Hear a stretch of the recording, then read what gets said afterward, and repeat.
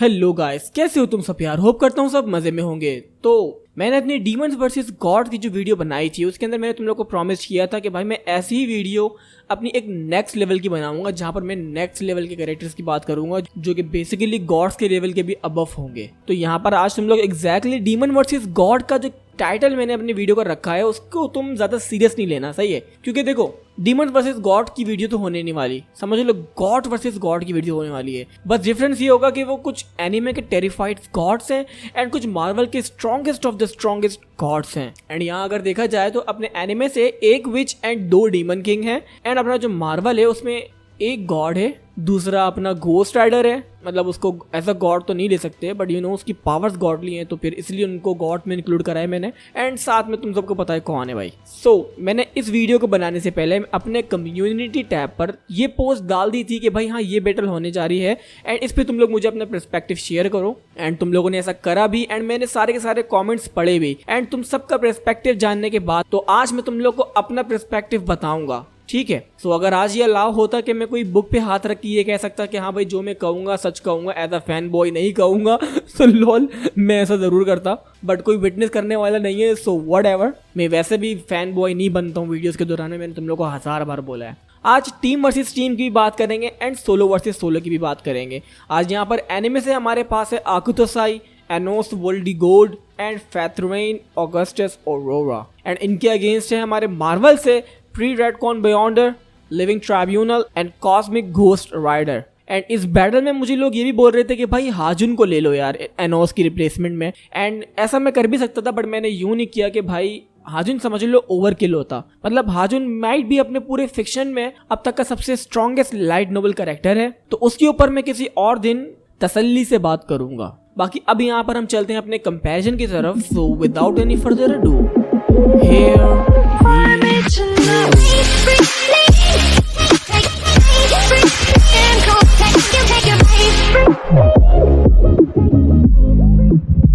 Boys, अपने मैंने पिछले कंपैरिजन में जिस तरह करा था तो उसी तरह आज यहाँ पर भी करने जा रहा हूँ। मैंने वहाँ किया था कि भाई सारे कैरेक्टर्स को कंपैरिजन में डाल दिया था एंड साथ ही उनकी उस वक्त एबिलिटीज एंड पावर्स के बारे में बात कर लिया था। इस तरह बहुत टाइम बचा था तो सेम अभी यहाँ पर भी हम ऐसा करने वाले हैं। ओके, अब यहाँ पर हमारी आज की सबसे पहली फाइट होने जा रही है Anos Voldigoad versus Cosmic Ghost Rider की। तो भाई बात यहाँ पर सबसे पहले करते हैं हम अपने कॉस्मिक घोस्ट राइडर की। तो भाई देखो यार, अपना जो कॉस्मिक घोस्ट राइडर है ना, ये अपनी नॉर्मल जो अर्थ 616 है ना मार्वल की, उधर से नहीं है। ये एक ऑल्टरनेट टाइमलाइन से है। एंड जिनको नहीं पता तो उनको ये जान के शॉक लगेगा बहुत ही खतरनाक वाला कि ये अपना जो कॉस्मिक घोस्ट राइडर है ये अपना फ्रैंक कैस्टल है जो कि अपने पनिशर के नाम से भी जाना जाता है। यस, बेसिकली यहाँ पर ये पनिशर है जिसको अपने कॉस्मिक घोस्ट राइडर की पावर्स मिली हैं। लाइक डैम, तुम सबको पता है ना क्या सीन होने वाला है इसका। अब यहाँ पर थोड़ा सा तुम लोग को मैं इसकी ओरिजिन की तरफ लेके चलूँ तो हुआ कुछ यूँ था कि भाई थैनोस भाई निकले हुए थे अपने रैम्पेज पे एंड पूरी अर्थ को समझ लो नियरली उन्होंने डिस्ट्रॉय कर दिया था, वहाँ के लोगों को मार दिया था और उसके साथ ही अपने पनिशर की जो बीवी बच्चे हैं उनको भी मार दिया था। बट किसी तरीके से अपना फ्रैंक कैस्टल बच जाता है एंड वो पागलों की तरह वेंजेंस की आग में घूमता रहता है। बट काफ़ी अरसे बाद भाइयों वो अपना हेल पहुंच जाता है एंड हेल में वो मिलता है अपने मेफिस्टो से। एंड मेफिस्टो से गाइस वो डील कर लेता है एंड मेफिस्टो जो है उसको अपनी घोस्ट राइडर की पावर दे देता है। तो तब यहाँ पर गाइस अपना फ्रैंक बनता है घोस्ट राइडर। अब यहाँ पर याद रखना, अभी यहाँ पर सिर्फ अपना घोस्ट राइडर बनाए फ्रैंक, तो वो काफ़ी नई था थैनोस को हराने के लिए। तो इसलिए अब वो गाइस अर्थ पर वापस चले आता है एंड घूमता रहता है ऐसी ओपनली, क्योंकि नियरली थैनोस ने अर्थ पर सब कुछ खत्म कर दिया था तो फ्रैंक को रोकने वाला कोई नहीं था। तो ऐसे ही भाई घूमते घूमते फ्रैंक जो है एक दिन इनकाउंटर करता है अपने गैलेक्टस के साथ। अब थैनोस ने भाई गैलेक्टस के साथ भी सीन किया होता है, उसको ही बड़ा परेशान किया हुआ होता है एंड गैलेक्टस भी गाइस रिवेंज चाहता था थैनोस के अगेंस्ट। तो इसलिए ये दोनों फौरन ही अलाय बन गए एंड फिर जब गाइस ये दोनों दोस्त बन गए तो फिर गैलेक्टस ने इसको अपनी पावर दी, इसको अपना हेरल्ड बना लिया। एंड तुम लोग को ये बात तो पता ही होगी कि जब गैलेक्टस अपना किसी को हेरल्ड बनाता है तो वो उसको अपनी कॉस्मिक पावर्स देता है। एंड जब उसने गाइस ऐसा किया तो फिर क्रिएट हुआ था अपना कॉस्मिक घोस्ट राइडर। उस वक्त गाइस कॉस्मिक घोस्ट राइडर हम लोग को इतना स्ट्रॉन्ग दिखाया था कि उसके पास नियरली हर चीज की एबिलिटी आ गई थी। एंड बेसिकली गाइस मैं यहाँ पर तुम लोग को सारी समझ लो मेन चीजें बता रहा हूँ। इस सीरीज में बहुत कुछ हुआ था, पूरी कॉमिक बहुत ही इंटरेस्टिंग है, मैंने पढ़ी है, तुम लोग को भी ट्राई करना चाहिए, बहुत मजा आएगा। लाइक लिटरली अपना घोस्ट जो है टाइम ट्रेवल करके थैनोस को मारने जाता है, बट वो मार नहीं पाता, तो वो किड थैनोस को खुद पालता है, खुद उसको रेज करता है। Isn't it crazy? इसलिए मैं तुम लोगों को बता रहा हूँ कि भाई ये कॉमिक बड़ी एपिक है। तो बाकी अब यहाँ पर खाली मेन मुद्दों पर ही आए तो अब भाई कॉस्मिक घोस्ट राइडर के पास जब उसको अपने गैलेक्टस की कॉस्मिक एनर्जी मिली तो उसके पास पावर्स आ गई टेलीपोर्टेशंस की। वो टाइम ट्रेवल भी कर सकता था, उसके पास कॉस्मिक अवेयरनेस थी, उसके पास गॉडली सुपर ह्यूमन स्ट्रेंथ थी, गॉडली स्पीड थी। स्पीड गाइस उसमें इतनी थी कि वो एक ब्लिंक ऑफ एन आई में गैलेक्सी टू गैलेक्सी ट्रेवल कर सकता था। लाइक नो किडिंग, अपनी बाइक पे भाई वो इतना फास्ट था, स्पीड ऑफ लाइट की स्पीड से बहुत ज्यादा फास्ट था वो बंदा। एंड साथ ही गाइस एक बहुत ही बड़ा बूस्ट मिला था अपने कॉस्मिक घोस्ट राइडर की पेनेंस स्टेयर्स को। लाइक जब वो करता है ना, किसी की आंख में आंख डाल के बोलता है, उस बंदे ने जितने भी गुनाह किए होते हैं वो सब उसी को उस वक्त महसूस हो रहे होते हैं एंड वो उसी में जाके तबाह हो जाता है। वो वाली पेनेंस स्टेट में गाइस इसको बहुत बड़ा बूस्ट मिलता है। लाइक इतना बड़ा बूस्ट मिलता है कि जब ये दोबारा से थैनोस से इनकाउंटर करता है तो भाई उस वक्त समझ लो ये थैनोस को कुत्तों की तरह मारता है। लाइक नो किडिंग, थैनोस को गाइस अपनी पेनेंस स्टेयर की देता है, उससे थैनोस की सिर्फ आंखें बढ़नी होती है नहीं, बल्कि थैनोस पूरा का पूरा गाइस स्केलेटन बन जाता है। उसका पूरा चेहरा, उसकी पूरी गर्दन, सिर्फ और सिर्फ वहां पर हड्डियां बचती हैं। उसकी स्कल वगैरह को वो ऐसी खींचता है और ऐसी बाहर निकाल देता है। मतलब इतना स्ट्रॉन्ग हो चुका था ये। साथ ही इसके बीच में गाइस ये सिर्फ थैनोस को ही नहीं बल्कि इसने अपने बहुत सारे गार्डियंस ऑफ द गैलेक्सी को एंड एवेंजर्स के वेरिएंट्स को मारा है। एंड जब मैंने वेरिएंट्स कहा तो वो ये था कि भाई अलग अलग टाइमलाइन से अलग अलग टीम इसको रोकने आ रही थी, बट इसने उन सबको सिंगल हैंडली डिफीट कर दिया था। तो यहाँ पर बेसिकली हम यहाँ ये कह सकते हैं कि ये जो अपना कॉस्मिक घोस्ट राइडर है ना, ये अपने नॉर्मल वाले की तरह है, बट डिफरेंस इनमें ये है कि अपना नॉर्मल घोस्ट राइडर जो है वो सिर्फ अर्थलिंग के लिए है एंड अपना जो कॉस्मिक घोस्ट राइडर है वो पूरे यूनिवर्स के लोगों के लिए है। डैम। एंड हाँ, यहाँ पर मैं ये बात ही मेंशन कर दूं वरना तुम लोग मुझे शुरू हो जाओगे कमेंट सेक्शन में बोलना कि हाँ ये स्ट्रॉन्गेस्ट वर्जन नहीं है घोस्ट राइडर का। नहीं, इस पे मुझे काफी टाइम से यार रिक्वेस्ट आ रही थी कॉस्मिक घोस्ट राइडर को लो, कॉस्मिक घोस्ट राइडर को लो, इसलिए मैंने लिया। एंड इसके भी गाइस एक दो और वर्जन है जो कि बहुत ही ज्यादा स्ट्रॉन्ग है, उनके ऊपर भी मैं कभी किसी दिन बात करूंगा। तो अब यहाँ पर हम बात शुरू करते हैं अपने एनोस वोल्डिगोट की। तो भाइयों एनोस को जो है तुम सबको पता है, हमने उसको एनिमे से नहीं लिया है, उसको यहाँ से हमने ना मांगा से लिया है, बेसिकली उसको हमने यहाँ पर लिया है लाइट नोवेल से। यहाँ पर मैं मांगा वर्जन की भी इसकी बात करूंगा, बट समझ लो ओवरऑल एनोस ने आज तक जितना भी कुछ किया है उसकी सब कुछ ओवरऑल रखते हुए बात करूंगा, ठीक है। अब चाहे वो एनिमे में हो या वो मांगा में हो या फिर वो लाइट नोवेल में हो, तो लाइट नोवेल के अंदर भी भाई माय गाय ने अभी तक 100% पावर्स यूज नहीं करी है। वो इसलिए यूज नहीं करी है क्योंकि इसको यूज करने की जरूरत ही नहीं पड़ी है। इसको अभी तक समझ लो कोई चैलेंज ही नहीं कर पाया है इसकी इतनी भी पावर्स यूज करने पर। एंड लाइट नोवेल में गाइस एक सिल्वर सी नाम की जगह है जहां पर बहुत सारी लेयर्स हैं एंड गाइस वो each layer contains infinite universes, right. And जितनी भी गैस वो लेयर्स नीचे जाती रहेंगी उतनी ही वो और स्ट्रॉन्ग होती ही जाएंगी, उतने ही इन्फिनिट अमाउंट ऑफ मल्टीवर्सेस को कैरी करती जाएंगी। मतलब ईच लेयर एक दूसरे को ट्रांसेंड करती है। तो एनोस ने भाइयों उस लेयर्स में से 13 लेयर्स को तो समझ लो बिना किसी एफर्ट के ऐसे ही डिस्ट्रॉय कर दिया था, विच मीन इसने गाइस एक मल्टीवर्सल तक की डिस्ट्रक्शन की थी। एंड इसके पास ये एबिलिटी है कि ये अब मल्टीवर्स को भी डिस्ट्रॉय कर सकता है। ये इस बात का हमको प्रूफ आराम से देता है। इसकी जो गाइस आइस है ना, कैओस आइस, वो लिटरली यूनिवर्सेस को डिस्ट्रॉय कर सकती हैं सिर्फ और सिर्फ अपने आप को खोलने से। लाइक ये अपनी कैओस आइस को सिर्फ ओपन करेगा तो उसकी डिस्ट्रक्टिव पावर इतनी होगी कि मतलब यूनिवर्स उसकी पावर्स को झेल ही नहीं पाएगा। समझ रहे हो? इसने अंडरवर्ल्ड की पूरी सीलिंग को गिरने से रोका था एंड उस सीलिंग को गाइस कोई भी रोक नहीं सकता था। उसको कोई बहुत ही ट्रेमेंडस अमाउंट ऑफ मैजिक चाहिए था उसको रोकने के लिए, बट अपने एनोस ने उसको सिर्फ और सिर्फ अपनी रॉ स्ट्रेंथ से रोक लिया था। यहाँ पर इसने मून को कैजुअली अपने एक हाथ से पकड़कर ऐसे ही मूव कर दिए थे दूसरे साइड पे कि हट भाई सामने से। His fist alone can destroy universes। जब इसने गाइस वो अपने सिल्वर सी की लेयर्स डिस्ट्रॉय की थी तो वहां पर ये बात भी क्लियर हो गई थी कि इसके सामने कुछ भी इनफिनाइट इंडिस्ट्रक्टेबल चीज क्यों ना हो, वो सब कुछ ये रेजा कर सकता है। ये मर भी जाए तब भी गम नहीं है क्योंकि ये इमॉर्टल है एंड ये अपने आप को रिजरेक्ट करना जानता है। ये जितनी बार मरेगा उतनी बार ये अपने आप को रिजरेक्ट कर सकता है, no matter how you will kill him. Well it's not like everybody can kill him, I am just saying. तो गाइस अब यहाँ पर हम थोड़े से टीयरिंग सिस्टम की बात कर लेते हैं। तो यहाँ पर अपने इस बंदे का जो टीयर है तो वो कुछ लोगों का मानना है कि भाई एक मल्टीवर्सल प्लस कैरेक्टर है, बट ऐसा असल में सच नहीं है। इतने इन्फिनिट अमाउंट के टाइमलाइंस को डिस्ट्रॉय करने के बाद कोई मल्टीवर्सल नहीं कहलाता है भाइयों।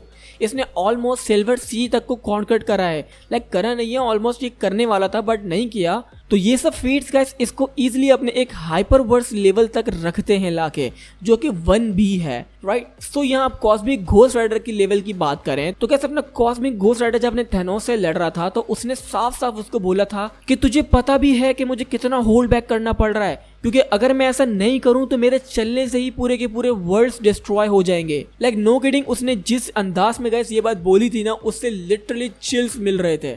पर बाकी गाइस जितने भी इसने फीट्स करे उन सब को देखने के बाद यही है कि इसका टियर लेवल है 2C to 2B, मतलब ये 2C एंड 2B के अराउंड है, जिसका मतलब ये एक लो मल्टीवर्सल लेवल से एक मल्टीवर्सल लेवल तक आता है। तो यहाँ पर अब तुम लोग का आंसर साफ है, Enos can easily clap him, and यहाँ माइट भी अपने मांगा से जो एनोस है ना वही इसके लिए काफी हो। तो अब यहाँ पर नेक्स्ट बैटल की बात करें तो यहाँ पर है अब अपनी फैथरवेन वर्सेस लिविंग ट्राइब्यूनल। तो यहाँ पहले बात कर लेते हैं हम अपने लिविंग ट्राइब्यूनल की। तो भाइयों अब देखो, जो लोग एवेंजर्स तक मतलब मार्वल को जानते हैं ना, जिन लोगों ने सिर्फ मूवीज वगैरह देखी हैं, तो उनको इस बंदे का सिर्फ नाम पता होगा, बट ये असल में क्या है, कितना पावरफुल है, ये नहीं पता होगा। अपना लिविंग ट्राइब्यूनल जो है वो मार्वल यूनिवर्स का बेसिकली जज है, एंड मार्वल के मल्टीवर्स में गाइस बहुत सारे अनलिमिटेड टाइमलाइंस हैं, अनलिमिटेड यूनिवर्सेस हैं, एंड गाइस उस अलग अलग यूनिवर्स में अलग अलग एंटिटीज हैं, एंड वो सारे एंटिटीज के अलग अलग वेरिएंट्स भी हैं। लाइक अपना यूनिवर्स है उसका इटर्निटी अलग है, एंड दूसरा यूनिवर्स है उसका इटर्निटी अलग है, ठीक है। वैसे ही अपने बहुत सारे सुपर हीरोज हैं इस यूनिवर्स में भी हैं वो, बट साथ ही वो अपने दूसरे यूनिवर्स में भी हैं, बट उनका वो डिफरेंट वेरिएंट है। एंड इसी तरह गाइस हर चीज के साथ है, हर बीइंग के साथ है, बट अगर कुछ डबल नहीं है तो वो है अपने लिविंग ट्राइब्यूनल। ये एक अपना एक सिंगल बीइंग है पूरे के पूरे मार्वल मल्टीवर्स में, जो कि जितने भी गाइस एब्स्ट्रैक्ट एंटिटीज है ना उन सब का लीडर है, एंड वो सब गाइस इसके अंडर में काम करते हैं। एंड वो एब्स्ट्रैक्ट एंटिटीज की मैं अगर थोड़े से नाम लूं तो उनमें से अपना इटर्निटी हो गया, वॉचर हो गया, इन्फिनिटी हो गई, ओब्लिवियन हो गया, डेथ हो गई, एंड और भी बहुत सारे एंटिटीज हैं, साथ में अपने कुछ सेलेस्टियल्स भी हैं। सो लाइक आई सेड कि अपना लिविंग ट्राइब्यूनल बस एक ही है, एंड मार्वल के स्टेट्स के मुताबिक अपना जो लिविंग ट्राइब्यूनल है वो अपना सेकंड मोस्ट पावरफुल बीइंग है अपने मार्वल की यूनिवर्स में, बट ऐसा नहीं है, हम सबको पता है। बट फिर भी ये डायरेक्टली अपना द वन अबव ऑल के अंडर काम करता है, the one above all, a literal God from Marvel. And जो बंदा गाइस अपने ओमनीपोटेंट गॉड का राइट हैंड हो तो उसके अंदर कितनी ज्यादा पावर्स होंगी तुम सब इसके बारे में जानते ही हो। इसने गाइस अपने एक बार बियॉन्डर तक को बैंड किया था उसको अदर अल्टरनेट रियलिटीज के साथ इंटरेक्ट करने से, मतलब वो बहुत ज्यादा तहलका मचाया हुआ था, तो अपने लिविंग ट्राइब्यूनल ने उसको बैन कर दिया था दूसरी रियलिटीज के साथ छेड़छाड़ करने से। इसने अपने इन्फिनिटी जेम्स की पावर्स को न्यूलिफाई करा, मतलब खत्म करा, उनको नॉर्मल पत्थर बना दिया, ऐसी मैजिक रहा ही नहीं उनमें, क्योंकि उसका बहुत ज्यादा गलत यूज हो रहा था। तो उसने अपनी जजमेंट दी एंड उसने अपने इन्फिनिटी स्टोन्स का काम खत्म कर दिया था। इसने अपनी अर्थ को हाथ में होल्ड किया है, लाइक इसने अपनी ऐसी इटर्निटी के अंदर हाथ डाला था एंड ऐसी अर्थ को खींच लिया था, लाइक नो किडिंग, वो सीन बड़ा टाइट था यार। बाकी गाइस और भी अदर स्टफ है, बट ज्यादा हमें लिविंग ट्राइब्यूनल के बारे में इतना कुछ ना दिखाया है। एंड अगर गाइस यहाँ पर आज लिविंग ट्राइब्यूनल की कोई मेन चीज है इस फाइट में तो वो यही है कि इसका जो स्टेटस है, वो इसका जो स्टेटस है तुम सबको पता है क्या है, ये द वन अबव ऑल का राइट हैंड है and second most powerful being माना जाता है मार्वल यूनिवर्स में, जो कि आज की फाइट में समझ लो इनफ है इसके लिए। तो अब यहाँ पर इसकी अपोजिट साइड बात करते हैं, इसके अगेंस्ट कौन है। इसके अगेंस्ट है अपनी फैथरवेन ऑगस्टस ऑरोरा। सो यहाँ ये बंदी भाइयों वेल मोर लाइक मॉमी, ये है she is from Umineko when they cry manga से। एंड इस यूनिवर्स की कॉस्मोलॉजी में अगर तुम लोग को थोड़ी सी समझाऊं तो भाई देखो, ये तुम लोग को जो छोटे छोटे पत्थर दिख रहे हैं ना, ये असल में कहलाते हैं फ्रेगमेंट्स। एंड ये जो गाइस ईच फ्रेगमेंट है इनके अंदर इन्फिनिट अमाउंट ऑफ वर्ल्ड्स हैं, एंड ये जो guys infinite amount of fragments हैं with each containing infinite amount of worlds, वो सारे के सारे ट्रांसेंड्स करते हैं एक दूसरे को, लाइक एक से बढ़कर एक हैं। तो अब ये जितने भी सारे फ्रेगमेंट्स हैं वो सब एक बुक में है, एंड ऐसी बुक का गाइस इस यूनिवर्स में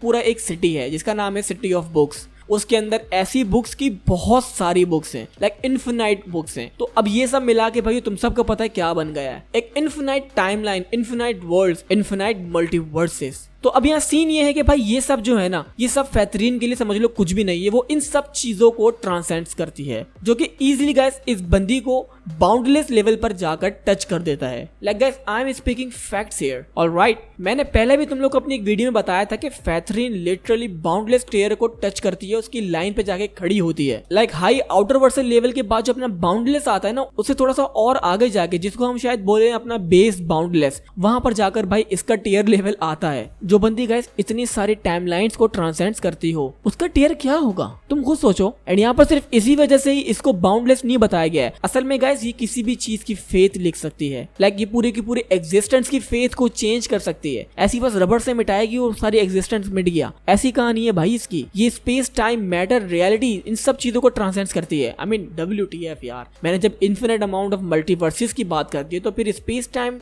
मैं कहां से ला रहा हूं बीच में यार। छोड़ो यार, बस तुम लोग समझो, मैंने ऐसा कुछ बोला ही नहीं। So well, she is immortal, yes obviously she can not be killed. तो काफी लोग गाइस ये आर्गुमेंट करते हैं कि भाई अपना जो इस यूनिवर्स का गॉड है, the creator, the omnipotent being, वो बाउंडलेस है। तो अगर वो बाउंडलेस है तो फिर अपनी फैथरीन कैसे बाउंडलेस हुई? जो कि उनकी बात सही है, बट मैंने जैसा कि तुम लोग को अभी बताया कि she is as strong as god, right. ये अपनी बेस बाउंडलेस की टीयर में जाती है, लाइक बाउंडलेस की लाइन को टच करती है। एंड साथ ही गाइस अपना ये भी मैं तुम लोग को बात क्लियर कर दूं कि जैसे अपना क्रिएटर जो है ना, द गॉड हिमसेल्फ, जैसे कि वो ऑब्जर्व करता है ना अपनी पूरी की पूरी रियलिटीज को, जैसे वो हर चीज पे नजर रखता है, वैसे ही अपनी फैथरीन भी समझ लो करती है, exactly like him. She is no kidding boys, she is no kidding. And यहाँ पर लिविंग ट्राइब्यूनल जो है अपना, वो लिटरली गाइस 3 बायोंडर्स से मर चुका है। लाइक उन तीनों ने इसको डिफीट ही नहीं किया था, बल्कि इसको मार दिया था। एंड अगर मैं अभी अपने फैथरीन एंड लिविंग ट्राइब्यूनल को कंपेयर करूं इनके टीयर लेवल्स है, तो भाई अपना जो लिविंग ट्राइब्यूनल का टीयर है वो है लो 1A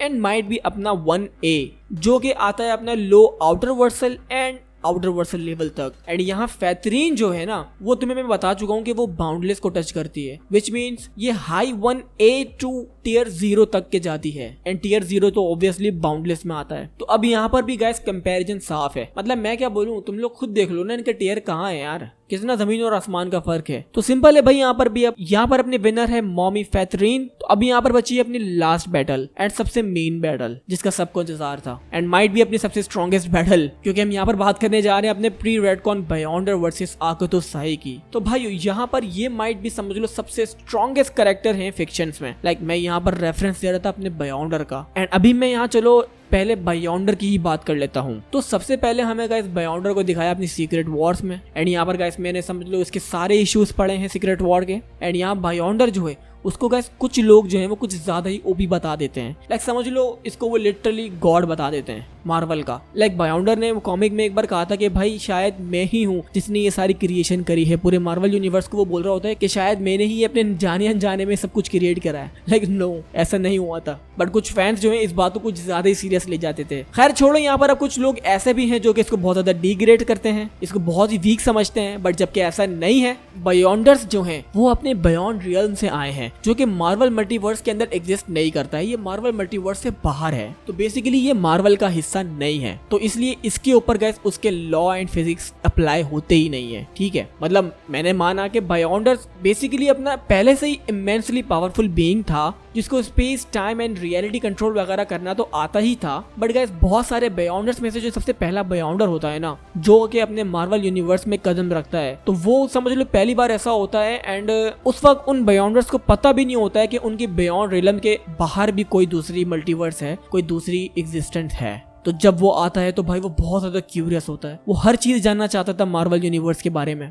एंड वो डिस्कवर करते करते करते करते अर्थ पे पहुंच जाता है। अर्थ पर आकर उसको बहुत कुछ सीखने को मिलता है, उसको प्यार सीखने को मिलता है, उसको झूठ बोलना क्या होता है ये पता लगता है। एंड इन सब चीजों के दौरान उसकी पावर्स में इमेंसली बूस्ट लगता ही रहता है। लाइक वो इतना ज्यादा पावरफुल हो गया होता है कि उसको काफी सारे लोग रोकने की कोशिश भी करते हैं, बट वो कुछ भी नहीं कर पाते हैं उसका। एंड ये सब देखे गाइस तभी लिविंग ट्राइब्यूनल ट्रिगर्ड हुआ था, एंड तभी उसने बायोंडर को बैन किया था। बट यू नो ये बायोंडर है, ये किसी के बाप की नहीं सुनने वाला, तो लिविंग ट्राइब्यूनल की क्या सुनेगा। तो खैर ऑलरेडी अपना बायोंडर जो है वो अपना space time and reality in सब चीजों को तो ट्रांसेंड करता ही करता था। बट गाइस कुछ टाइम बाद में हमें कॉमिक में ये दिखाया गया, लाइक कॉमिक में सीधा ये बोला गया he was stated to be billions of times stronger than the combined Marvel multiverse, जो कि बेसिकली ये जो बात है ना गाइस, इसको इजीली एक high outer Vercel level being बना देती है। एंड जबकि ये कंबाइंड मार्वल के मल्टीवर्स से बिलियंस ऑफ टाइम्स स्ट्रॉन्ग है, तो यहाँ पर बेसिकली मार्वल वाले खुला हमको बोल रहे हैं कि ये अपने लिविंग ट्राइब्यूनल एंड जितने भी अदर एब्स्ट्रैक्ट बीइंग बीइंग्स हैं मार्वल में उन सब के अबव है, उन सब से ज्यादा स्ट्रॉन्ग है। इवन गाइस प्री रेडकॉन बेयॉन्डर एक ऐसा बीइंग है जिसको हम पूरे फिक्शन में one of the strongest beings में मान सकते हैं। और तो और मैं तुम्हें अभी थोड़ा सा यहाँ पर और शॉक्ड दूं तो जिम शूटर जो है, जो कि बेयॉन्डर का ऑथर है, जिसने बेयॉन्डर के कैरेक्टर को क्रिएट किया है, तो उनसे फैंस पूछते हैं कि भाई मतलब तुम लोग को तो पता है ना भाई, हम फैंस जो है कैसे कैसे सवाल पूछते हैं। तो खैर उससे फैंस पूछते हैं अपने कि भाई प्री रेडकॉन बेयॉन्डर से अगर वन अबव ऑल की फाइट हुई तो इनमें से कौन जीतेगा? तो भाई जिम शूटर का आंसर ये था, it depends. Yes, it depends कि उनकी फाइट कहाँ हो रही है। उनकी फाइट बियॉन्ड रियल में हो रही है, बेयॉन्डर के खुद की जगह पे हो रही है, तो फिर तो अपने वन अबव ऑल का कुछ नहीं हो सकता। बट अगर उनकी फाइट अपने मार्वल मल्टीवर्स में हो रही है तो फिर यहाँ पर वन अबव ऑल उससे जीत सकता है। A moment of silence please.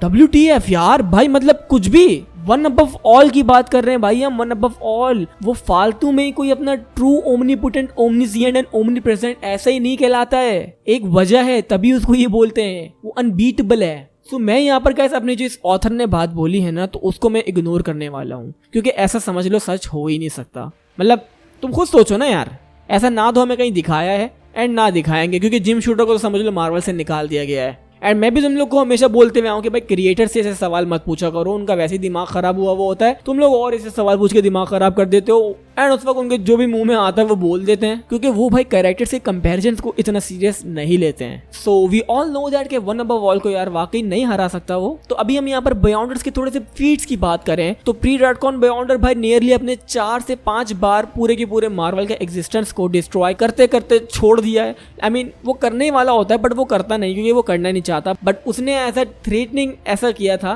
Like nearly वो पूरे के पूरे मार्वल के एग्जिस्टेंस को 4 से 5 बार ऐसा कर चुका है। 1 या 2 बार नहीं, 4 से 5 बार नियरली वो पूरे के पूरे एग्जिस्टेंस को मिटाने वाला था। एंड वो ऐसा कर भी सकता है, तुम यकीन मानो या ना मानो। अभी मैं इस बात का भी तुम लोग को थोड़ा आगे जाके प्रूफ दे दूंगा। खैर इसने गाइस अपनी जो डेथ है मार्वल यूनिवर्स की, जो कि एब्स्ट्रैक्ट एंटिटीज में आती है, उसको इसने मारा है। एंड साथ ही उसको फिर इसने रिजरेक्ट भी किया है। एंड यहाँ गाइस मुझे भी एक बहुत ही इंपॉर्टेंट बात दिमाग में आई। मैंने बोलते हुए काफी लोगों को सुना है ऐसा कि वो लोग बोलते होते हैं कि भाई तुम्हारा जो प्री रेडकॉन बेयॉन्डर है उसको वुल्वरीन ने अपने क्लॉज से नियरली मारा था, मरने की हालत में कर दिया था। अवेंजर्स में से काफी सारे हीरोज ने उसको नियरली मारा है। असल में गाइस मैं तुम लोग को बता चुका हूँ, बेयॉन्डर ऐसा असल में खुद चाहता था। लाइक अ सेड, वो अर्थ की जितनी भी सारी चीजें थी उन सब के बारे में सीखना चाहता था। उसके अंदर की जो क्यूरियोसिटी थी वो हर चीज में थी। इवन वो ये भी फील करना चाहता था कि कैसा लगेगा जब वो वुल्वरीन के क्लॉज से फटेगा, मतलब पूरा चीर फाड़ जब उसको वुल्वरीन देगा तो उसको कैसी फीलिंग आएगी।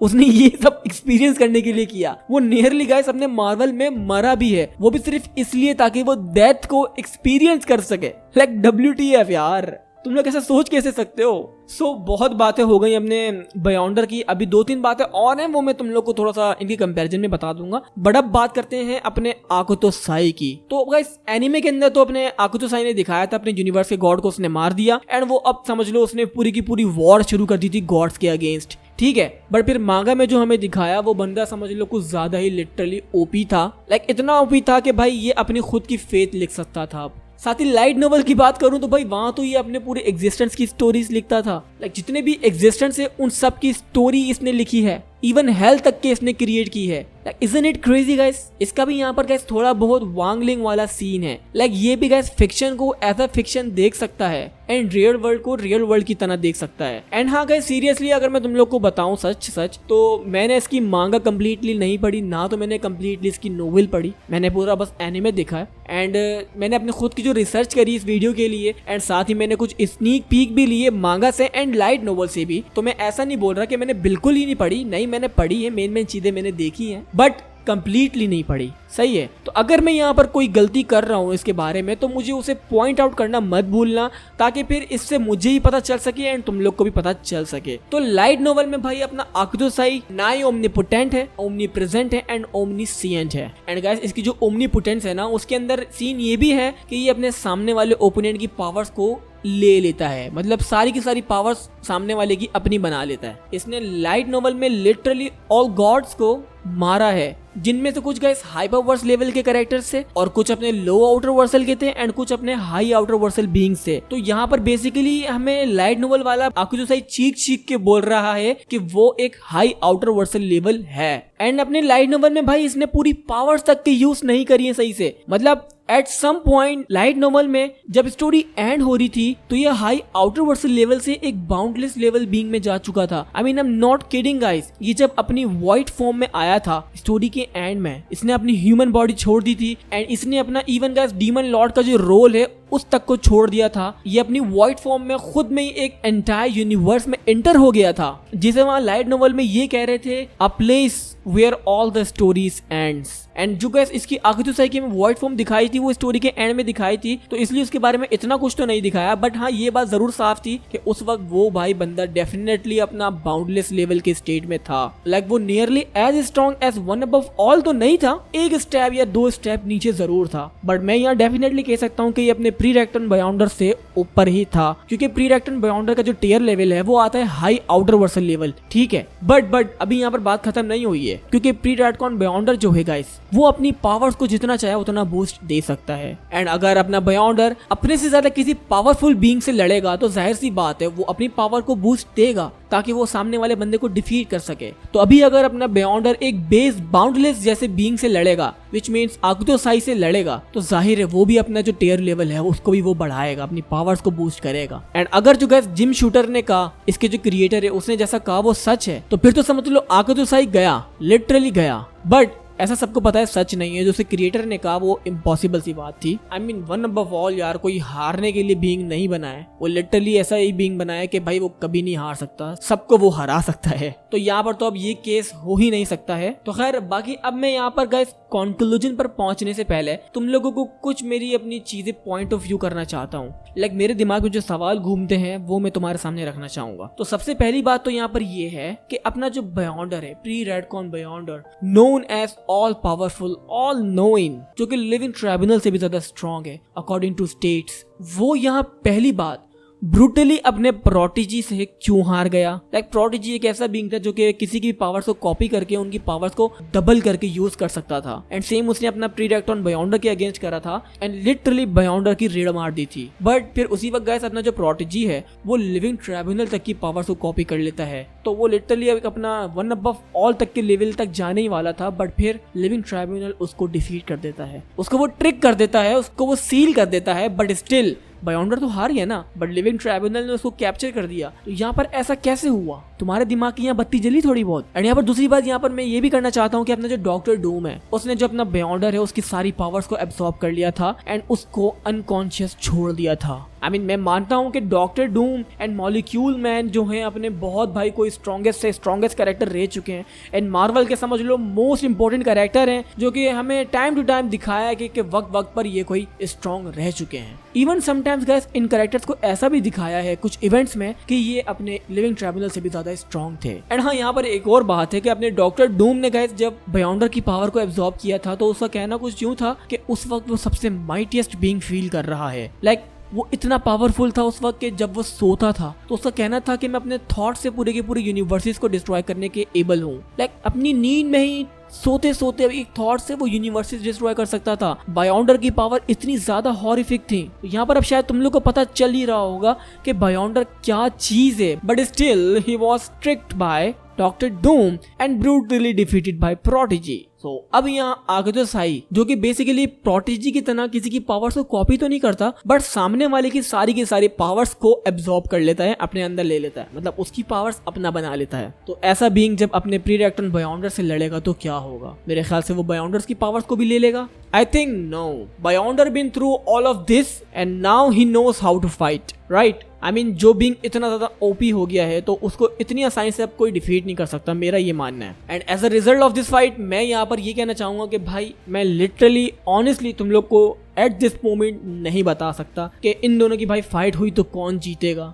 लाइक आई सेड कि अपना बायोंडर टियर लेवल को बढ़ा सकता है, तो वो माइट भी अपने आगुतोसाई के लेवल तक तो इजीली जाएगा, बट इनमें से जीतेगा कौन ये बताना वाकई बहुत मुश्किल है। तो मैं अब यहाँ पर ये सोच रहा हूँ कि क्यों ना तुम लोग डिसाइड करो इस फाइट का विनर। सो कम ऑन, मुझे कमेंट में बताओ कि इन दोनों की फाइट में से कौन जीतेगा, एंड साथ में ये भी बताना कि क्यों जीतेगा, तुम्हें क्यों लगता है ऐसा। जिसका जवाब मुझे सही लगा उसका जवाब मैं पिन कर दूंगा अपने कॉमेंट सेक्शन में ताकि सारे लोग देख सकें। तो अभी यहाँ पर गाइस बात हो गई सोलो वर्सेस सोलो की, एंड यहाँ पर सोलो वर्सेस सोलो में अपने एनिमे से 2 विनर हैं एंड एक फाइट समझ लो टाई है, उसका विनर डिसाइड अभी नहीं हुआ है। तो अभी यहाँ बात करते हैं हम अपनी टीम वर्सेस टीम की। तो अब यहाँ पर गाइस दो तो ऑलरेडी विनर हैं अपने एनिमे से, बट जब 3 वर्सेस 3 की बात आएगी तो समझ लो अपना इन तीनों कैरेक्टर्स में से ना एनिमे में सबसे अभी वीक जो है वो है एनोस, बट वो इतना स्ट्रॉन्ग जरूर है कि वो कॉस्मिक घोस्ट राइडर को आराम से पेल सकता है। तो इन दोनों को असाइड कर देते हैं, बात करते हैं 2 वर्सेस 2 की, जो कि Beyonder and Living Tribunal versus Featherine and Akutosai. तो भाई आंसर यहाँ साफ है,